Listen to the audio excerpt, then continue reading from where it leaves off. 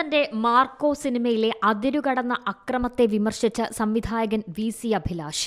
Indian സിനിമയിലെ ഒരു ഇരുണ്ട അധ്യായവും സാമൂഹിക കുറ്റകൃത്യവുമാണ് ഈ സിനിമയെന്ന് അദ്ദേഹം പറയുന്നു. കുട്ടികളുടെയും ഗർഭസ്ഥ ശിശുക്കളുടെയും അക്രമം ഉൾപ്പെടെയുള്ള ക്രൂരമായ രംഗങ്ങളെക്കുറിച്ചും ഒരു നീണ്ട കുറിപ്പാണ് സംവിധായകൻ ഫേസ്ബുക്കിൽ പങ്കുവയ്ക്കുന്നത്. അത്തരം സിനിമകൾ കർശനമായ സെൻസർഷിപ്പിലേക്ക് വിധേയമാക്കണമെന്നും അഭിലാഷ് മുന്നറിയിപ്പ് നൽകുന്നു.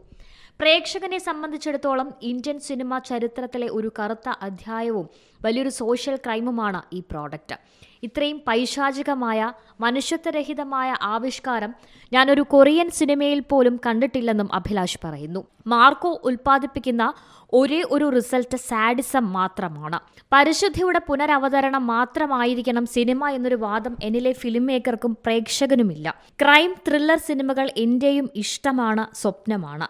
എന്നാൽ മാർക്കോ പോലെയുള്ള സൃഷ്ടികൾ കാരണം സെൻസർ ബോർഡിന്റെ ഇടപെടൽ ഇപ്പോഴുള്ളതിനേക്കാൾ കൂടും. സിനിമകളുടെ കഥാഗതിയിൽ ഉണ്ടാവുന്ന സ്വാഭാവിക ക്രൈം സീനുകൾ പോലും നാളെ ചോദ്യം ചെയ്യപ്പെടുന്ന അവസ്ഥയുണ്ടാകുമെന്നും VC അഭിലാഷ് പറയുന്നു. പൊതുസമൂഹം, സിനിമ ഫ്രറ്റേണിറ്റിയും ഒന്നടങ്കം ഈ വിഷസർപ്പത്തെ തള്ളിപ്പറയുകയാണ് വേണ്ടത്. സിനിമാക്കാരനായ ശേഷം ഇതാദ്യമായാണ് സിനിമ എന്ന പേരിലിറങ്ങിയ ഒന്നിനെക്കുറിച്ച് നെഗറ്റീവായി എന്തെങ്കിലും ഞാൻ പറയുന്നത് എന്നും അഭിലാഷ് കുറിക്കുന്നു. Entertainment desk, C Malayalam news.